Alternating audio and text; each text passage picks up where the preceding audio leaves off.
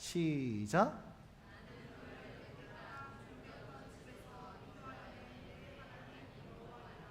아멘. 오늘부터 여러분 십계명을 함께 좀 배울 텐데요. 여러분 신앙생활 엄청 많이 하셨더라도 십계명 강의 들어보신 적 있습니까? 십계명 배워보신 적 있습니까?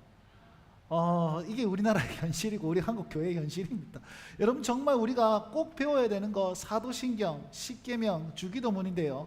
굉장히 요즘 들었잖아요. 교리가 조금 이제 교리를 좀 배워야 됩니다. 이런 어떤 의식이 좀 깨어나가지고 요즘 찾아보면 굉장히 강의들이 많아요. 그런데 예전에는 이것에 대해서 별로 이렇게 이제 얘기를 안 하는 그런 풍토가 너무 많았습니다.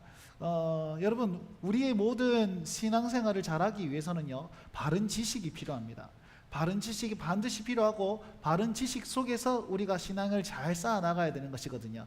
그래서 여러분 이제 한 10여 주 동안에 우리 십계명을 함께 배울 텐데 십계명 안에 이런 내용이 있었구나 저런 내용이 있었구나 함께 삶으로 머릿속으로 지식적으로 받아들이시고 삶에 적용할 수 있도록 여러분 애를 많이 써주시면 좋겠다 싶고 우리가 다 아는 내용이지만 그럼에도 불구하고 새로운 어떤 하나님 주시는 은혜가 있을 줄 알고 함께 십계명을 보았으면 좋겠습니다. 여러분 우리가 방금 읽었던 그 출애굽기 20장 2절 말씀이 십계명의 서문입니다.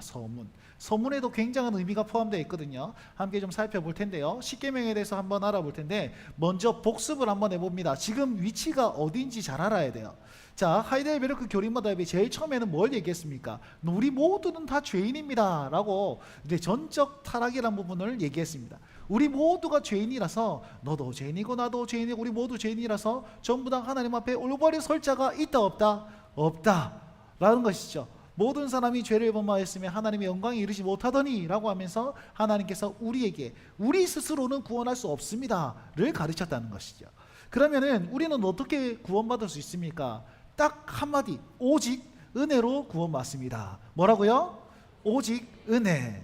다른 은혜 아닙니다. 오직 예수 그리스도로 말미암아 오직 은혜로 말미암아 우리는 구원받습니다 라는 것을 정말 긴 문답으로 쫙 배워왔었습니다. 이걸 가장 잘 나타나 있는 것이 사도신경이고요. 그래서 사도신경을 배움으로써 우리는 오직 은혜로 말미암아 구원받습니다. 그러면은 구원받은 사람은 이제 어떻게 살아야 됩니까? 여러분 구원받은 사람은 어떻게 살아야 됩니까? 한 단어로 얘기하면 감사하며 살아야 됩니다. 이것이에요. 우리 구원받은 사람들은요 전부 다 감사하며 감격하며 살아야 됩니다. 그것을 좀 풀어서 얘기하면 오직 하나님께 영광이 되는 삶을 살아야 됩니다. 이렇게 얘기하고 있다는 거죠. 그러면 감사하는 삶, 하나님께 영광이 되는 삶, 어떻게 지침이 어디 있습니까?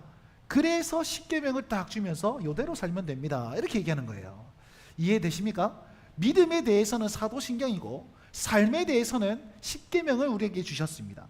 그리고 십계명을 다 지키며 살 수 있는 원동력 없습니다. 우리 십계명 다 못 지킵니다. 근데도 그럼에도 불구하고 이것 좀 더 잘 지킬 수 있는 방법, 그것은 기도밖에 없습니다. 그래서 주기도문을 가르치는 거예요. 이 맥락 이해되시죠? 믿음에 대해서는 사도신경, 그 다음에 삶에 대해서는 십계명, 그리고 그 십계명을 잘 지킬 수 있는 원동력에 대해서는 기도를 얘기하면서 주기도문을 우리에게 알려주는 것이 이 하이델베르크 교리문답의 큰 틀입니다. 결국 무슨 말이냐면 전적 타락한 인간이 오직 은혜로 구원받았고 그분을 통해서 감사하며 살아야 되는데 그 끝은 하나님께 영광입니다 라고 얘기하고 있는 겁니다. 그럼 물어봅시다. 십계명은 왜 지켜야 될까요? 구원받기 위해서 십계명 지키는 겁니까? 아니면 가다가 벼락 맞을까 봐요? 십계명 안 지키면 벼락 맞을까 봐 그렇게 지키는 겁니까? 우리 5계명을 보면 장수의 얘기를 하고 있는데 내 부모를 공경하라 그러면 장수하리라. 내가 오래 살기 위해서 난 십계명 지킵니까? 전부 다 이거 아닙니다. 결국 십계명을 지켜야 되는 이유는 우리가 은혜로 값없이 구원을 받았기 때문에 사랑의 마음을 담아서 감사의 마음을 담아서 그렇게 하나님께 공짜로 받았으니까 하나님 앞에 그냥 은혜로 받았으니까 오직 은혜로 받았으니까 내가 그 하나님의 사랑에 감격하여서 내가 감사하며 살아갑니다 라는 구원받은 자들의 감사의 표현이 바로 십계명이다 라고 얘기하면 되겠습니다. 여러분 하나님 왜 예배해야 됩니까? 하나님 왜 예배해야 됩니까? 구원에 감격하여 예배하는 겁니다. 물론 이제 천국을 가기 위해서 내 목적을 위해서 있겠지만 결국 천국 하나님을 섬기고 아멘으로 받아판 그 주의 백성들은 계속 예배하는 이유는 내가 하나님 더욱더 사랑하기 때문에 예배하는 거죠. 하나님 더욱더 기대하기 때문에 예배하는 거고 감사하기 때문에 예배하는 겁니다. 우리가 왜 선행을 베풉니까? 왜 남을 잘 섬겨야 되고 뭐 하지 말라는 것 왜 하지 말아야 되고 해라는 것 왜 해야 됩니까? 하나님 사랑하는 그 마음이 중심에 있을 때 그게 가능하다는 것입니다. 그래서 십계명의 서문은 십계명에 들어가기 전에 이 하나님에 대해서 그 구원의 감격에 대해서 다시 한번 우리에게 상기시켜 주는 거예요. 이 하나님이 이렇게 하셨으니까 여러분들이 이 하나님께 대해서 사랑하고 감사의 마음으로 십계명을 지키며 살아갑시다 라는 사실을 풀어서 설명하는 것이 십계명의 서문입니다. 이해는 했는지 모르는지 표정 보면 제가 알 길이 없으나 한번 깊이 있게 한번 살펴보도록 하겠습니다. 그래서 92문에는 하나님의 율법은 무엇입니까? 언약의 증명이고, 그리고 십계명은 어떻게 나뉩니까? 하나님 사랑, 이웃 사랑으로 나뉩니다. 간단한 어떤 교리문답인데요. 함께 살펴보도록 하겠습니다. 92문 말씀, 제가 질문을 읽으면 여러분 답변해 주십시오. 하나님의 율법이 무엇입니까? 시작. 나는 너를 애굽 땅 종 되었던 집에서 인도하여 낸 너의 하나님 여호와라. 아멘. 자, 원래는 이 교리문답에 1계명부터 10계명까지 쫙 있는데 시간상 생략을 했습니다.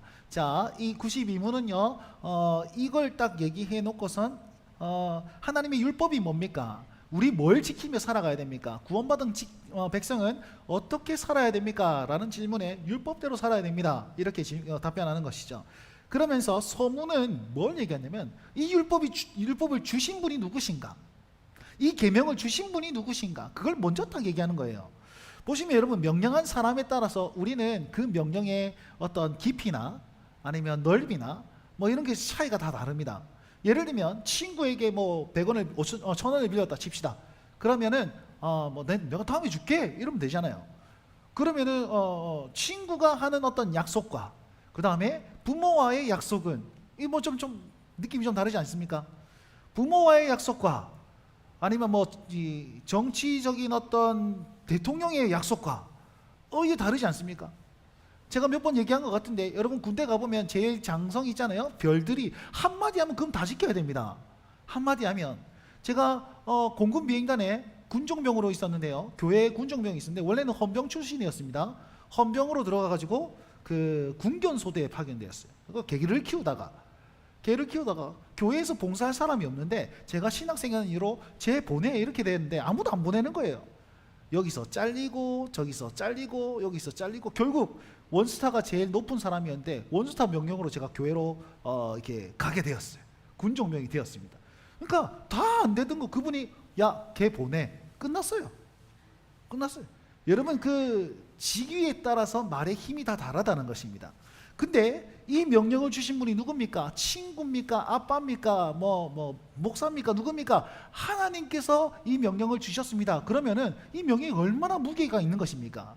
그죠? 그러니까 하나님께서 나는 너를 애굽 땅에서 종되었던 집에서 인도하여 낸 너의 하나님 여호와라, 이 한마디가 십계명의 무게를 굉장히 무겁게 만드는 거라니까요. 그 하나님 여호와께서 우리에게 이렇게 살라라고 제시를 하신 거죠.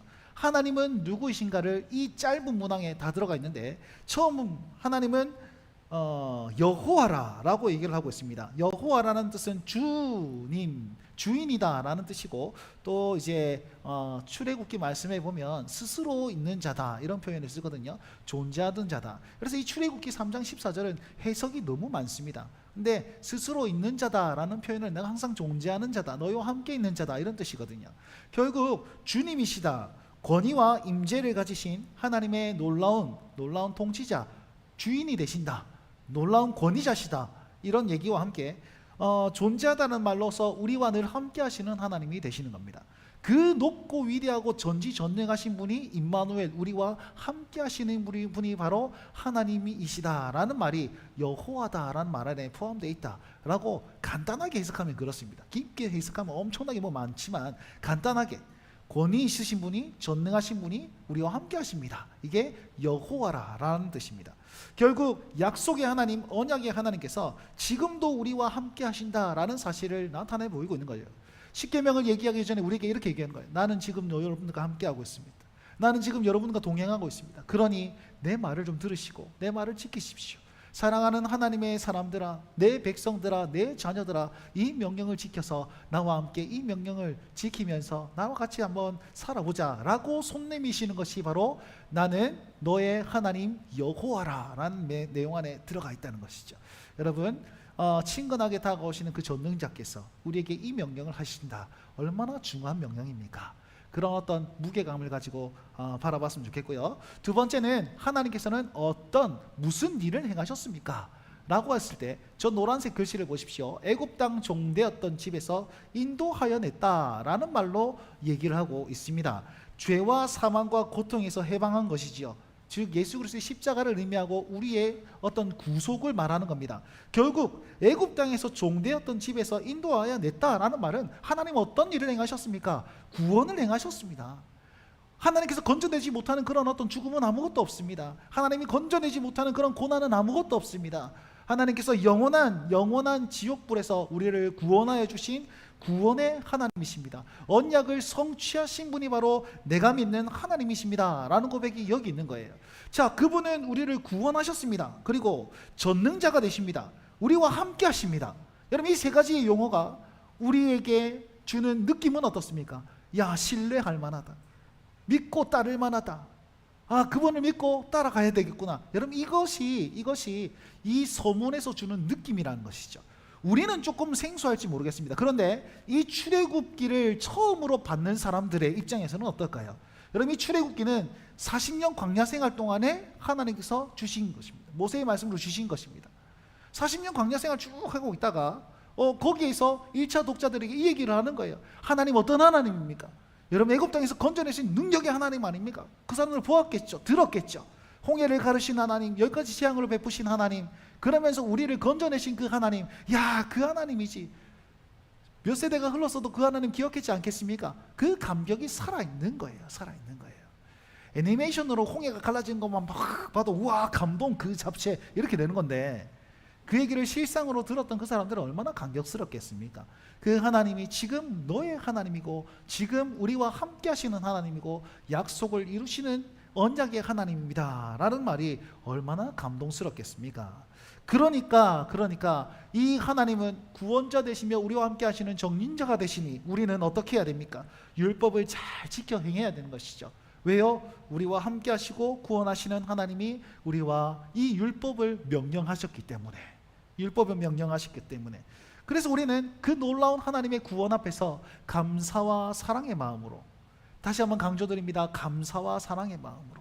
지금 우리가 하나님 앞에서 구원 받았지 않습니까? 그러면 우리가 해야 될 것은 감사와 사랑입니다. 그러니까 날마다 구원의 감격 아래서 늘 감사를 표현하십시오. 주님 사랑한다고 표현하십시오. 그러면 나의 생활을 돌아보게 돼 있고, 나의 손과 발과 내 입술에 어떤 말이 있는지, 내가 지금 어디로 향하는지, 나의 발걸음, 그 다음에 나의 행동이 하나님께서 기뻐하시는 것인지 아니하시는 것인지 분별할 수 있는 그런 일이 생긴다는 것입니다. 여러분, 우리가 구원을 더욱더 깊이 있게 알고 구원하신 하나님을 더욱더 가까이 나아갈 때에 여러분, 우리 손의 행동이 더욱더 빛날 것입니다. 그래서 있잖아요, 우리가 붙잡아야 될 것은 다른 것은 아닙니다. 하나님의 언약입니다. 언약이란 말은 약속이죠. 하나님 우리에게 말씀하셨습니다. 하나님 말씀하셨습니다. 주 예수를 믿어라. 그리하면 너와 내 집이 구원을 얻으리라. 이것도 하나의 언약이 하나이고 약속이지 않습니까? 그분을 아버지로 모시면 우리가 영원한 생명이 들어간다라는 어떤 그런 메시지와 함께 나는 너의 하나님이 되고 너는 나의 백성이 될 것이다. 이 모든 언약이 이 안에 있고 이 약속이 이 안에 있는 것입니다. 그리고 우리가 명확하게 확실하게 믿어야 될 것, 주님 다시 오신다라는 약속이죠.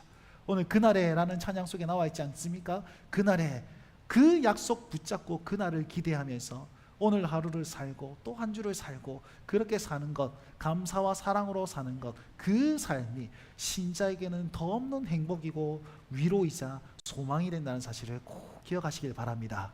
자, 이런 명령을 가지고 나타납니다. 93문에 10계명은 그러면 어떻게 나뉩니까? 한번 읽어보겠습니다. 시작.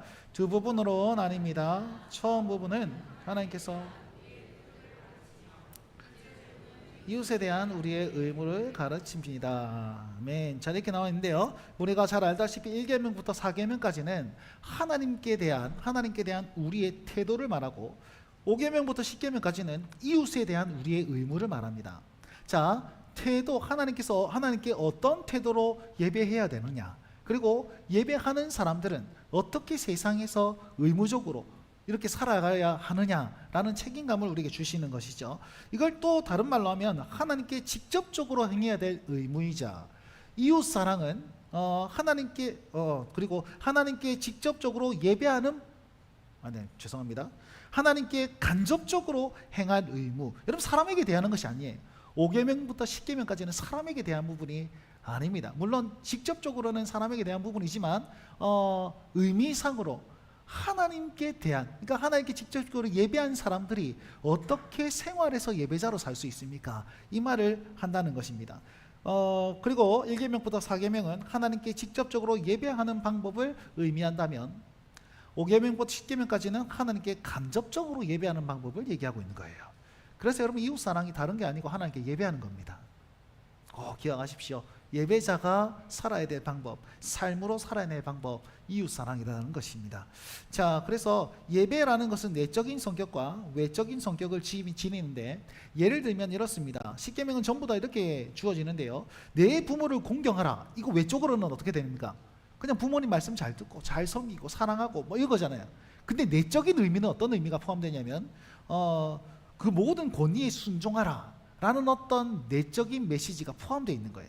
부모한테만 잘하라 그런 게 아니고, 부모가 되는 어른들, 상전들, 직분자들에게 잘하라 라는 메시지가 포함되어 있는 겁니다. 살인하지 말라도 마찬가지입니다. 생명을 죽이지 말라가 아니라 생명을 존중하라는 의미가 포함되어 있는 것이죠.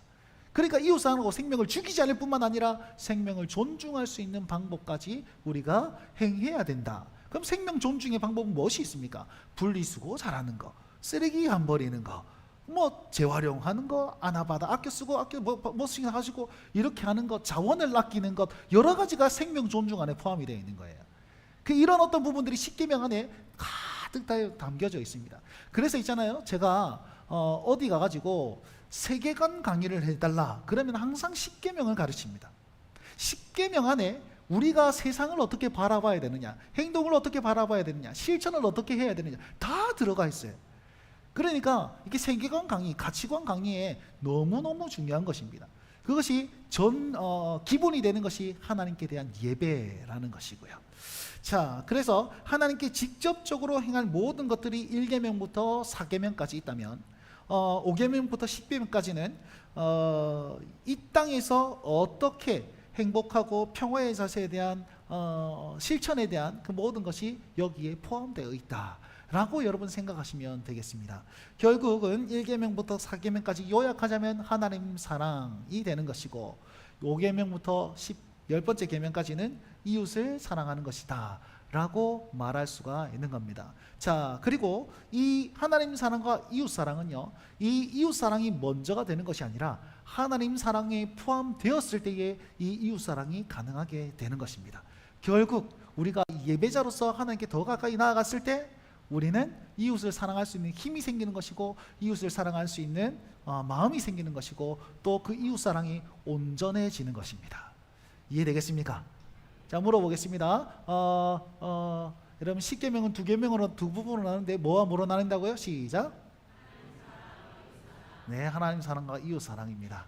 여러분, 하나님 사랑은 더 잘할지 모르겠지만 이웃 사랑은 어떻습니까? 한번 좀 주변을 좀 살펴보고 돌아보고 사랑의 손길을 내밀며 그렇게 나오면 어떻겠습니까? 제가 오늘 2부 예배를 마치고 내려가가지고 유튜브가 녹음이 잘 됐나 한번 살펴봤는데 머리가 요따움으로 돼 있더라고. 얘기를 좀 해주시지. 그거 좀 내릴 수도 없고 어떻게 뭐 편집할 수도 없고 어째야 됩니까? 저기 잠깐 앉아있다가 에어컨 바람이 뒤로 확 오는 바람에 이게 아주 그냥 좀 머리 사인을 좀 주세요. 이렇게 머리 이렇게 하라고. 여러분, 뭐 그런 어떤 사소한 부분이라도 서로에게 관심과 사랑과 애정과 그런 거를 주시면 좋겠네요.